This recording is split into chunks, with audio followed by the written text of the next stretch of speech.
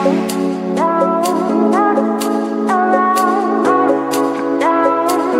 Students, कैसे हैं आप लोग और क्या चल रहा है आपकी लाइफ में? सब बढ़िया? तो पढ़ाई स्टार्ट करें हम लोग, उससे पहले फटाफट पीसीबी क्लब चैनल सब्सक्राइब कर लीजिए और बेल आइकन प्रेस करना बिल्कुल मत भूलिए। तो आज हम लोग पढ़ेंगे 9th क्लास का है ये फिजिक्स का चैप्टर ग्रेविटेशन। अब ग्रेविटेशन जब नाम आता है तो थोड़ा बहुत आइडिया आप सभी लगा लेते होंगे कि ये ग्रेविटी के बारे में बात करने जा रहे हैं। हमारी अर्थ में एक अट्रैक्शन फोर्स होता है, ये ज़्यादातर सभी प्लैनेट्स में और सन सभी में एक अट्रैक्शन फोर्स होता है, लेकिन जो हमारी अर्थ एक अट्रैक्शन फोर्स लगाती है उसको हम लोग क्या कहते हैं? अर्थ की ग्रेविटी। तो इसी ग्रेविटी और ग्रेविटेशन चैप्टर में हम ग्रेविटी क्या होती है, ग्रेविटी हमारे लिए ज़रूरी क्यों है और इसके डिस्कवरी कैसे हुई, तो ये सारी चीज़ें पढ़ने वाले हैं। तो एक रजिस्टर और पेन लेकर रेडी हो जाइए। चलिए फिर स्टार्ट करते हैं। तो जो आपका ग्रेविटेशन है, तो जैसे आपने लास्ट चैप्टर में पढ़ा होगा, मोशन वाले चैप्टर में, तो आपने पढ़ा कि जब कोई ऑब्जेक्ट मूव करती है तो उसमें कुछ ना कुछ फोर्स चाहिए। अगर किसी ऑब्जेक्ट को मूव कराना है तो हमें फोर्स चाहिए। तो ऐसे ही जब कोई ऑब्जेक्ट ऊपर की ओर जाती है या फिर नीचे की ओर आती है तो वो क्या कर रही है? मूव कर रही है। तो उसमें भी हमें क्या चाहिए? कुछ ना कुछ फोर्स चाहिए, तभी वो मूव करेगी। तो मान लीजिए कोई स्टोन है, ऊपर से गिर रहा है, तो अब वो अर्थ की तरफ जा रहा है, तो यानी कि उसमें कुछ फोर्स लग रहा है जो उसको अर्थ की तरफ ले जा रहा है। तो जब एक बार न्यूटन थे, वो अपने गार्डन में बैठे थे एप्पल के ट्री के नीचे। ये स्टोरी आप सभी को पता होगी। अब उन्होंने देखा कि एक एप्पल गिरा ट्री से और जमीन में आके गिर गया। अब उनके दिमाग में चला कि ऐसा कैसे? जो एप्पल था वो ऊपर क्यों नहीं गया, नीचे ही क्यों गिरा? कोई भी ऑब्जेक्ट है तो जब वो ऊपर से हम लोग ड्रॉप करते हैं या थ्रो करते हैं तो वो नीचे की तरफ ही क्यों आती, अर्थ की तरफ? ऐसा क्या है? यानी कि इस अर्थ में कुछ ना कुछ पावर है, कुछ अट्रैक्शन पावर है जो कि ऑब्जेक्ट को अपनी तरफ खींच रही है। तो इसाक न्यूटन थे द ग्रेट इंग्लिश साइंटिस्ट। इन्होंने सबसे पहले बताया कि जो हमारी अर्थ है इसके अंदर एक अट्रैक्शन फोर्स है, स्ट्रॉन्ग अट्रैक्शन फोर्स है, जिसको कहते हैं ग्रेविटेशन ऑफ द अर्थ या फिर ग्रेविटी। ग्रेविटेशन जो अट्रैक्शन फोर्स है, ग्रेविटेशन फोर्स कह सकते हैं या फिर ग्रेविटी ऑफ द अर्थ। और इसी अट्रैक्शन फोर्स के कारण हम लोग कोई भी चीज थ्रो करते हैं तो वो सीधे अर्थ की तरफ जाती है, चाहे वो लीफ हो, चाहे स्टोन हो या कोई फ्रूट हो। अगर सोच लीजिए ग्रेविटी ना होती तो हम लोग क्या अर्थ पे सीधे स्टैंड कर पाते? हम लोग कहीं इधर लेफ्ट साइड कहीं ऐसे फ्लोट कर रहे होते। तो अर्थ की जो ग्रेविटी है ये हमें सपोर्ट करती है, बैलेंस बना के जो हम सीधे खड़े हुए हैं। और आपके जो रिवर्स हैं वो फ्लो कर रही है। आपकी जो रेन है वो अर्थ की तरफ आती है, वरना रेन कैसे कहाँ जाती? कोई डायरेक्शन नहीं होती। तो आपकी जो ग्रेविटी है ये एक अट्रैक्शन फोर्स है जो सभी ऑब्जेक्ट को अपनी सेंटर की तरफ अर्थ क्या करती है? अट्रैक्ट करती है। यानी कि कोई भी ऑब्जेक्ट है, ये मान लीजिए आपकी अर्थ है, ठीक? अब इसमें कोई भी स्टोन है, ये कोई भी ऑब्जेक्ट हम ड्रॉप करते हैं तो वो सीधे अर्थ की तरफ आती है। तो ये जो ग्रेविटेशन लगता है ये हमेशा कहाँ लगता है? अर्थ की सेंटर की तरफ। अगर इसकी डायरेक्शन पूछा जाए कि जो ग्रेविटी फोर्स है इसका डायरेक्शन क्या होगी, क्योंकि ये हमारी कैसी क्वांटिटी है? वेक्टर क्वांटिटी, क्योंकि इसमें एक डायरेक्शन भी फिक्स है। ऐसा तो नहीं आपका ऑब्जेक्ट ऊपर चला जाए लेफ्ट राइट, ये आएगा कहाँ पर आपका? सीधे अर्थ की तरफ, सेंटर की तरफ। तो यानी कि जो ग्रेविटेशन फोर्स है आपका, जो अर्थ लगाती है किसी ऑब्जेक्ट पे, तो उसकी डायरेक्शन क्या होगी? Towards the centre of the earth. ठीक है, कहाँ होगी आपकी? Centre of the earth. तो आज हम लोग इसी ग्रेविटेशन फोर्स के बारे में डिटेल से पढ़ेंगे। चलिए फिर शुरू करते हैं। अर्थ वाली ग्रेविटी तो सभी ने सुनी होगी, लेकिन न्यूटन ने यह भी कहा कि यूनिवर्स में जितने भी ऑब्जेक्ट हैं, ठीक है, कोई भी ऑब्जेक्ट है, अर्थ तो लगाती ही है, बाकी जो ऑब्जेक्ट्स हैं हमारे, उन सभी के बीच अट्रैक्शन फोर्स होता है, यानी फोर्स ऑफ ग्रेविटेशन होता है। जैसे कोई भी दो स्टोन है, इनके बीच में क्या होगा, एक अट्रैक्शन फोर्स होगा। जो हमारे रूम में सामान रखा है उनके बीच भी अट्रैक्शन फोर्स है, लेकिन अब इनका मास क्या होता है, बहुत कम होता है, इसलिए इनके बीच इतना अट्रैक्शन फोर्स नहीं होता है कि ये अपनी पोजीशन से मूव करें, लेकिन अट्रैक्शन फोर्स होता है। लेकिन अगर इन्हीं में से कोई एक ऑब्जेक्ट आपका जो मास है उसका बहुत ज्यादा हो जाता है, जैसे आपकी हो गई अर्थ। अब अर्थ का जो मास होगा वो बाकी जो अर्थ के सरफेस पे या अर्थ के ऊपर आपका एटमॉस्फेयर है जैसे, तो इनका मास अर्थ के मास के कंपेयर में क्या है, बहुत ज्यादा स्मॉल है। तो आपका अट्रैक्शन फोर्स आपका बढ़ जाता है अर्थ के कारण। ठीक, अगर दो छोटे ऑब्जेक्ट हैं तो इनके बीच अट्रैक्शन फोर्स इतना मायने नहीं रखता कि ये एक दूसरे की तरफ मूव करे। लेकिन जब कोई एक ऑब्जेक्ट का मास इतना ज्यादा बढ़ जाता है तो उसमें जो अट्रैक्शन फोर्स है वो क्या होता है, बढ़ जाता है।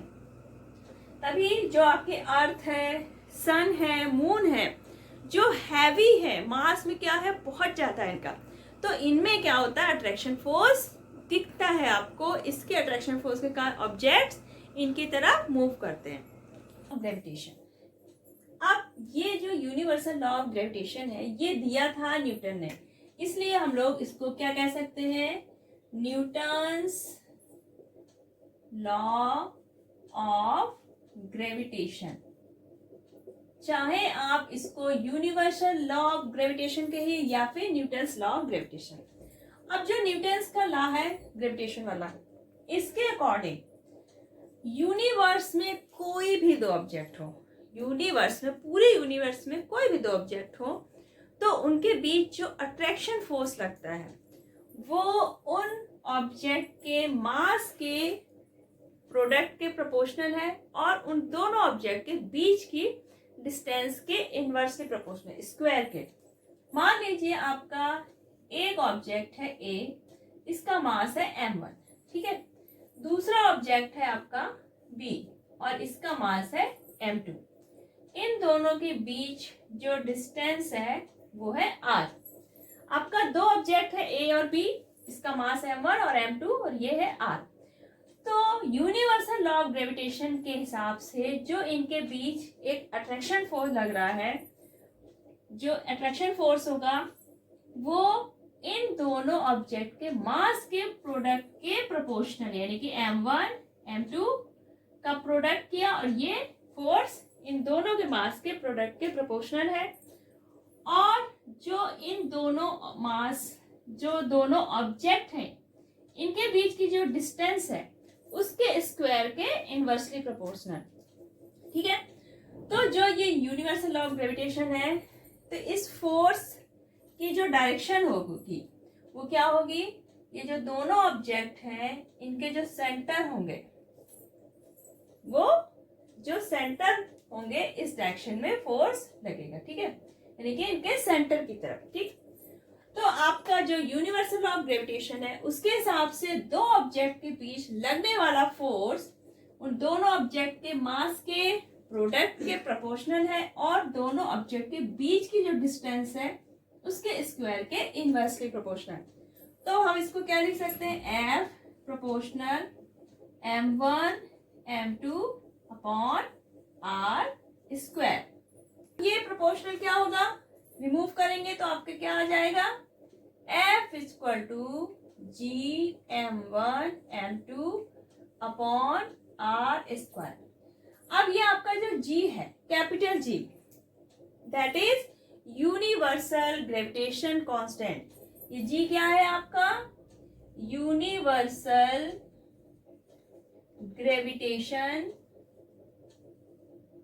Gravitational constant. अब ये क्या है, कांस्टेंट है, इसलिए इसकी वैल्यू जो होगी ना तो ये किस पे डिपेंड करेगा, दोनों ऑब्जेक्ट के बीच के मीडियम में, किस टाइप का मीडियम है उसमें डिपेंड नहीं करेगा, ना ही ये ऑब्जेक्ट के मास पे डिपेंड करेगा और ना ही इनकी डिस्टेंस पे। यानी कि जी आपका यूनिवर्सल ग्रेविटेशनल कांस्टेंट है और ये ना तो ऑब्जेक्ट के मीडियम पर, बीच में क्या मीडियम है उस पर डिपेंड नहीं करेगा, ना ही ऑब्जेक्ट के मास पे डिपेंड करता है, ना ही उनके बीच की डिस्टेंस पे। फोर्स जो है, फोर्स इक्वल टू हो गया G m1 m2 upon r square. तो ये जो आपका फॉर्मूला है, ये पूरे यूनिवर्स में कोई भी दो ऑब्जेक्ट है तो उनके बीच जो अट्रैक्शन फोर्स लगता है वो हम इससे कैलकुलेट करेंगे। तभी इसको बोलते हैं यूनिवर्सल लॉ ऑफ ग्रेविटेशन। यानी कि पूरे यूनिवर्स में कहीं भी दो ऑब्जेक्ट हैं तो उनके बीच अट्रैक्शन फोर्स हम ऐसे निकालेंगे, आपका मास दोनों ऑब्जेक्ट का और उनके बीच की डिस्टेंस। अब अगर हम दोनों ऑब्जेक्ट के बीच की जो डिस्टेंस है इसको अगर हम डबल कर देते हैं तो क्या होगा, r 2r स्क्वायर हो जाएगा। यानी कि नीचे आपका क्या आ जाएगा 4r स्क्वायर। यानी कि लगने वाला फोर्स 1/4 हो जाएगा। यानी कि फोर्स लगने वाला क्या हो जाएगा, कम हो जाएगा। अगर दोनों ऑब्जेक्ट के बीच की डिस्टेंस हम हाफ कर देते हैं तो क्या हो जाएगा r/2 का स्क्वायर, यानी कि r²/4। आपका 4 क्या होगा, ऊपर आ जाएगा 4m1 m2 upon r square and g। यानी कि फोर्स जो लगने वाला है वो 4 टाइम्स हो जाएगा। तो अगर आप ये जो ऑब्जेक्ट है इनके बीच की डिस्टेंस अगर हाफ कर देते हैं तो इनके बीच जो लगने वाला अट्रैक्शन फोर्स है वो क्या हो जाएगा 4 टाइम्स बढ़ जाएगा। और अगर डिस्टेंस हम लोग डबल कर देते हैं और दूर कर देते हैं तो फोर्स जो है 1/4 हो जाएगा। तो ये हो गया आपका यूनिवर्सल लॉ ऑफ ग्रेविटेशन। तो ये फोर्स आपके यूनिवर्स में कहीं भी दो ऑब्जेक्ट है उनके बीच लगने वाला अट्रैक्शन फोर्स। अब यहाँ पे जो G है आपका, अब G की ऐसा यूनिट कैसे निकलेगी, F की क्या होती है, F equal to G m1 m2 upon r square. ठीक, तो G इक्वल टू क्या लिख सकते हैं, R आपका इधर जाएगा F r square upon m1 m2। जो फोर्स है इसके ऐसा यूनिट क्या है, न्यूटन। एम से रिप्रेजेंट करते हैं, डिस्टेंस को हम लोग मीटर से, तो मीटर स्क्वायर, m1 kg और एक और आपका kg। तो क्या हो गया, न्यूटन मीटर स्क्वायर पर kg स्क्वायर। तो ये हो गया आपका जो आपका ग्रेविटेशनल कांस्टेंट है G, उसकी SI unit. SI unit of G कितना हुआ, न्यूटन मीटर स्क्वायर पर kg स्क्वायर। सिंपल फॉर्मूले से आपने G की SI यूनिट निकाली। ठीक, तो F equal to G m1 m2 upon r square. अगर आपका जो ऑब्जेक्ट है दोनों का मास कितना है 1 kg और जो डिस्टेंस है वो है 1 मीटर, तो क्या होगा आपका F equal to G1 × 1 upon 1 का स्क्वायर। तो आपका क्या आ जाएगा F इक्वल टू G। तो यानी कि जो फोर्स है, अट्रैक्शन फोर्स जो लग रहा है दोनों ऑब्जेक्ट के बीच, वो इस ग्रेविटेशनल कांस्टेंट के बराबर हो गया। अब यहाँ पर जो आपका F और G है ये दोनों बराबर है, यानी कि कोई भी ऑब्जेक्ट है, ठीक है, तो जो कम वेट वाले आपके ऑब्जेक्ट हैं तो इन पे जो लगने वाला फोर्स है वो इतना ज्यादा नहीं है, यानी कि उनके बीच जो लग रहा है फोर्स, अट्रैक्शन फोर्स, वो काफी कम है। अब आपका जो G है इसकी वैल्यू जो निकाली गई थी by experiment, that is 6.67 × 10⁻⁻11 newton metre square पर kg स्क्वायर। अब इसकी वैल्यू है देखिए 6.67 × 10⁻11। ये वैल्यू क्या है, बहुत ज्यादा स्मॉल है। तो यानी कि आपके कोई भी दो ऑब्जेक्ट हैं उनके बीच लगने वाला अट्रैक्शन फोर्स काफी कम होता है। ठीक, तो ये जो फॉर्मूला है, इस फॉर्मूले से हम पूरे यूनिवर्स में कहीं भी दो ऑब्जेक्ट के बीच लगाने वाला जो अट्रैक्शन फोर्स है वो कैलकुलेट कर लेंगे। अब यहाँ पर जो G की वैल्यू है, अगर मान लीजिए आपको न्यूमेरिकल्स में कोई दो ऑब्जेक्ट दिए हैं, किसी का वेट 5 kg दिया है, किसी का 100 kg दिया है, डिस्टेंस मान लीजिए इनके बीच 10 मीटर दी है, तो आप जो फोर्स निकालेंगे उसको क्या करेंगे, F इक्वल टू G की वैल्यू आप ये रखेंगे 6.67 10⁻11। वेट क्या हो जाएगा m1 5 kg, आपका इसका क्या हो जाएगा 100 kg और डिस्टेंस क्या है बीच की 10 मीटर स्क्वायर, और इससे आप कैलकुलेट करेंगे। और जो फोर्स की डायरेक्शन होगी इन दोनों के बीच, जो फोर्स की डायरेक्शन होगी वो इन दोनों ऑब्जेक्ट जो सेंटर ज्वाइनिंग लाइन होगी, सेंटर को ज्वाइन करने वाली लाइन होगी, उसी लाइन पे ये अट्रैक्शन फोर्स लगेगा। तो ये था आपका यूनिवर्सल लॉ ऑफ ग्रेविटेशन। और आपको ये फॉर्मूला ड्राइव करना आना चाहिए। इसमें जी की वैल्यू आपको लर्न रखनी पड़ेगी, क्योंकि आपको बहुत सारे ऐसे न्यूमेरिकल मिलेंगे जहां पर आपको जी की वैल्यू ये पुट करनी पड़ेगी। अट्रैक्शन फोर्स निकाला, वो दो ऑब्जेक्ट के बीच निकाला जिनका वेट बहुत छोटा था। अब अगर दो ऑब्जेक्ट में से आपका एक ऑब्जेक्ट आपकी अर्थ आती है, ठीक, तो अर्थ का जो मास है दैट इज 6 × 10⁻24 kg, ठीक है। मान लीजिए इसकी सरफेस पे कोई 1 kg का कोई ऑब्जेक्ट रखा हुआ है।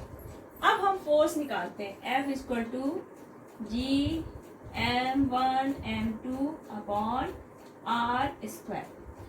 तो जब हम अर्थ ले रहे हैं, एक ऑब्जेक्ट हमारा अर्थ है, तो जो आपका ऑब्जेक्ट है 1 kg का जो अर्थ पे रखा हुआ है, तो इसकी जो रेडियस है या डिस्टेंस है इससे, तो वो मायने नहीं रखती है। यानी कि जब आपका अर्थ है, अगर आपका एक जो ऑब्जेक्ट है, तो हम अर्थ के ऊपर जो सरफेस पे कोई भी ऑब्जेक्ट लेंगे, तो जब हम डिस्टेंस लेंगे तो उसमें हम हमेशा अर्थ की रेडियस लेंगे, ठीक है। तो ये हम डिस्टेंस क्या लेंगे, अर्थ की रेडियस, जो कि है 6.4 × 10⁻6 मीटर। अब आपकी जो अर्थ की रेडियस है, तो यही हमारी इस ऑब्जेक्ट से क्या हो जाएगी, डिस्टेंस। तो F = G क्या हो जाएगा, 6.67 10⁻−11। आपका अर्थ का मास क्या हो जाएगा, 6 × 10⁻24, और आपका जो ऑब्जेक्ट अर्थ की सरफेस पे दैट इज 1 kg। रेडियस जो होगी वो डिस्टेंस रहेगी, यानी 6.4 × 10⁻6 का होल स्क्वायर।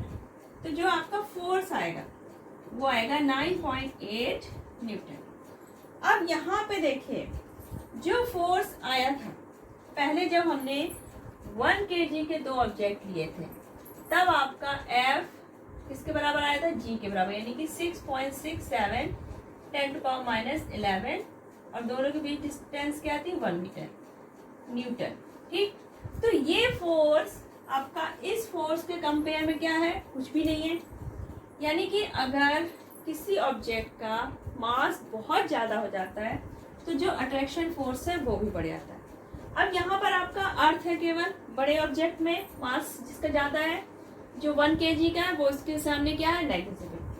तो यहाँ पर फोर्स इतना ज़्यादा है, अगर मान लीजिए दोनों ऑब्जेक्ट में मास ज़्यादा है, यानी जैसे आपका हो गया अर्थ हो गया, फिर सन हो गया और मून हो गया, तो इन सभी का क्या है, मास बहुत ज़्यादा है।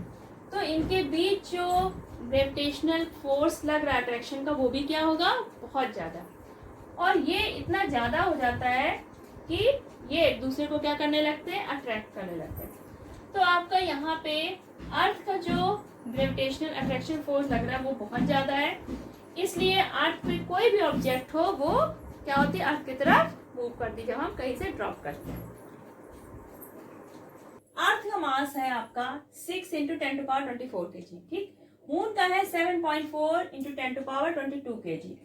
अर्थ और मून के बीच जो डिस्टेंस है दैट इज 3.84 × 10⁸ मीटर। जी की वैल्यू आपको पता है। अब अर्थ और मून के बीच जब हम अट्रैक्शन फोर्स निकालते हैं, तो F = क्या होगा, G m mass of earth, mass of moon upon जो इनके बीच की डिस्टेंस है। हमने वैल्यू पुट की, जी की वैल्यू क्या हुई, 6.67 10⁻11। मास ऑफ अर्थ 6 × 10⁻24।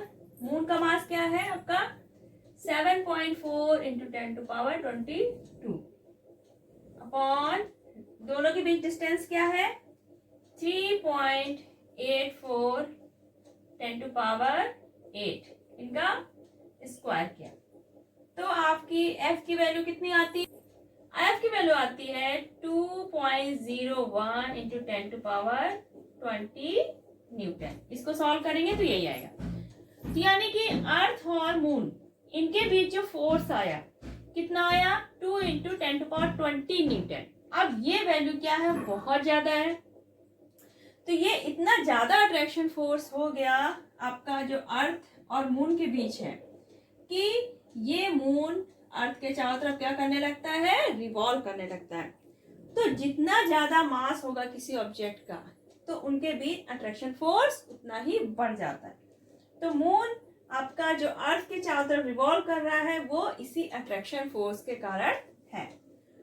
तो आपको जो ये वैल्यूज हैं, जैसे मास ऑफ अर्थ, मून हो गया, रेडियस और मास ऑफ सन और जी की वैल्यू, तो ये आपको लर्न करनी पड़ेगी। कभी कभी न्यूमेरिकल्स में ये वैल्यू दी होगी, वरना आपको ये लर्न करके रखना पड़ेगा, क्योंकि अगर आपको वैल्यू नहीं पता होगी तो जब आप न्यूमेरिकल सॉल्व करेंगे तो आप वैल्यू कैसे पुट करेंगे। तो ये वैल्यू आपको लर्न करनी पड़ेगी, ठीक है। यूनिवर्सल लॉ ऑफ ग्रेविटेशन है, तो ये हमने कैलकुलेट करना तो निकाल दिया। अब ये जरूरी क्यों है, देखिए आपका मान लीजिए सन है, फिर ये अर्थ और ये हो गया मून। तो इनके जो बीच अट्रैक्शन फोर्स लग रहा है ग्रेविटेशन का, अब इनका क्या है, मास ज्यादा है, तो इनके बीच एक स्ट्रॉन्ग ग्रेविटेशनल अट्रैक्शन फोर्स लग रहा है। तो यही अट्रैक्शन फोर्स इनको एक दूसरे के चारों तरफ क्या करने में, रिवॉल्व करने में हेल्प करता है। तो यानी कि जो ये ग्रेविटेशनल अट्रैक्शन फोर्स है ये सोलर सिस्टम को मेंटेन रखता है। अगर ये अट्रैक्शन फोर्स ना हो तो आपका सोलर सिस्टम मेंटेन नहीं रहेगा। आपका जो सन है वो अर्थ में लगाएगा अट्रैक्शन फोर्स, एक सेंट्रीपिटल फोर्स प्रोड्यूस करेगा, उसके कारण हमारी जो अर्थ है वो सन के चारों तरफ क्या करेगी, मूव करेगी। बाकी प्लैनेट्स भी इसी तरह सन के चारों तरफ मूव करेंगे। आपका जो मून है वो अर्थ के चारों तरफ मूव कर रहा है, यानी कि सोलर सिस्टम को मेंटेन करके रखा है इस ग्रेविटेशनल अट्रैक्शन फोर्स ने। और आपने देखा हो जो समुद्र है इसमें क्या होता है, लहरें बहुत ऊपर तक उठती है और गिरती है। तो ये क्यों होता है, ये जो सन और मून है तो ये वाटर फोर्स, वाटर के जो सरफेस है उस पर एक अट्रैक्शन फोर्स लगाता है, और उसी अट्रैक्शन फोर्स का आपका ये टाइड्स जो समुद्र में बनते हैं वो होते हैं। वीडियो में आपने यूनिवर्सल लॉ ऑफ ग्रेविटेशन बहुत अच्छे से सीख लिया। आप कैसे उसको ड्राइव करेंगे, कैसे कैलकुलेट करेंगे, और आपको जो वैल्यूज हैं, mass of earth, mass of moon, mass of sun तो हो गया, मून हो गया, और अर्थ का, तो इनका मास और आपका जो ग्रेविटेशनल कांस्टेंट है इसकी वैल्यू आपको लर्न करिए। तो अगर यहाँ तक आपको कोई प्रॉब्लम हुई हो तो आप कमेंट सेक्शन पे लिखिए। नेक्स्ट वीडियो में हम लोग केपलर्स लॉ पढ़ेंगे, दैट इज वेरी इंपॉर्टेंट, ठीक है। और जो आपके अर्थ की ग्रेविटी का एक्सेलरेशन है, एक्सेलरेशन ड्यू टू ग्रेविटी, उसकी वैल्यू निकालना सीखेंगे। तो फटाफट चैनल सब्सक्राइब कर लीजिए, और अगर वीडियो पसंद आया हो तो इसको ज़्यादा से ज़्यादा लाइक करिए और अपने फ्रेंड्स को शेयर करिए। तो नेक्स्ट वीडियो तक अपना ख्याल रखिएगा, बाय बाय।